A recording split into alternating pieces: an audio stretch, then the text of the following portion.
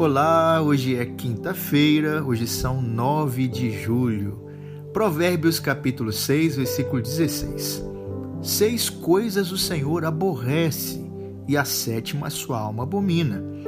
Hoje no 4º episódio nós vamos falar sobre a 4ª coisa que o Senhor abomina: coração que trama projetos iníquos. Na tradução da Bíblia na linguagem de hoje, é uma mente que faz planos perversos.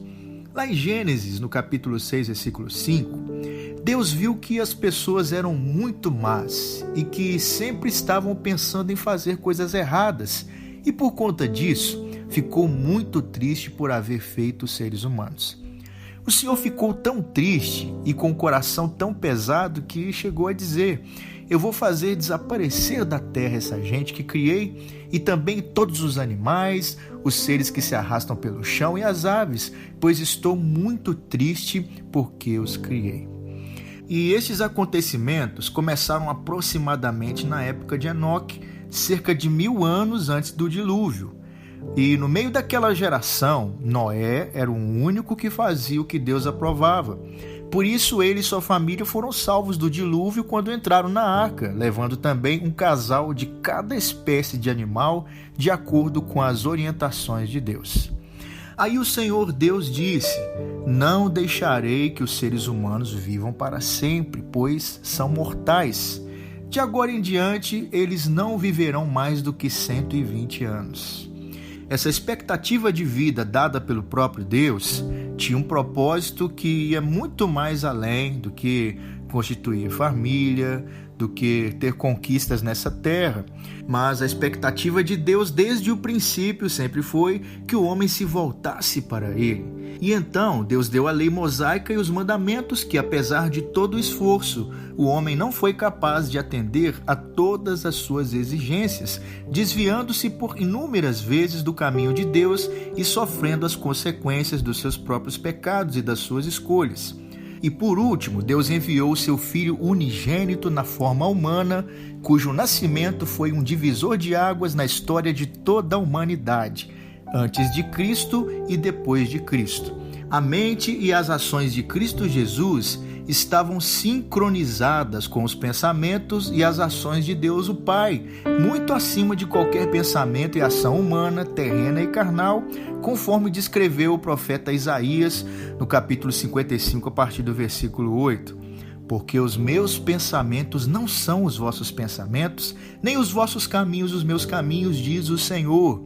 Porque assim como os céus são mais altos do que a terra, assim são os meus caminhos mais altos do que os vossos caminhos, e os meus pensamentos mais altos do que os vossos pensamentos. Jesus veio para nos mostrar como pensar e agir de acordo com a vontade do Pai que está nos céus, e ele fez isso na forma humana, sujeito às mesmas paixões e fraquezas que eu e você. Em sua primeira carta aos Coríntios, o apóstolo Paulo continua a falar a respeito da sabedoria de Deus, a mente divina, que é completamente diferente da sabedoria e do conhecimento humanos. E no versículo 16 ele afirma que o Espírito Santo, e somente ele, é capaz de sincronizar a mente humana natural com a mente e a sabedoria de Deus o Pai sobrenatural, e dessa forma fazer com que todo aquele que crê em Jesus Cristo também pense como Cristo e comece a agir como Cristo, em plena harmonia e obediência ao Pai, observando e guardando os seus mandamentos, por amor e não por medo, por inspiração e não por obrigação ou por conveniência. E é assim que eu descrevo o meu relacionamento com Deus o Pai, há mais de 20 anos de conversão. E com a ajuda do Espírito Santo, eu sigo sendo orientado, corrigido e tratado a cada dia. É uma experiência diária que também envolve a participação direta dos meus pastores e mentores, especialmente da minha esposa e filhos, e agora da igreja a qual servimos. O apóstolo Paulo também disse: nós temos a mente de Cristo, e por vezes em minha caminhada cristã, eu confesso a mim mesmo essa verdade. Eu digo comigo mesmo: eu tenho a mente de Cristo. E eu termino o devocional de hoje com as palavras do apóstolo Paulo em sua carta aos Filipenses, no capítulo 4, versículo 8. Quanto ao mais, irmãos, tudo que é verdadeiro, tudo que é honesto, tudo que é justo, tudo que é puro, tudo que é amável, tudo que é de boa fama. Se há alguma virtude, se há algum louvor, nisso pensai. Ei, pense nisso. Diga consigo mesmo: eu tenho a mente de Cristo. Peça a ajuda do Espírito Santo para que a sua mente seja sincronizada com a mente e a sabedoria de Deus o Pai, por meio de Jesus Cristo, seu Filho. Que o Senhor te abençoe e te guarde, e até o nosso próximo devocional.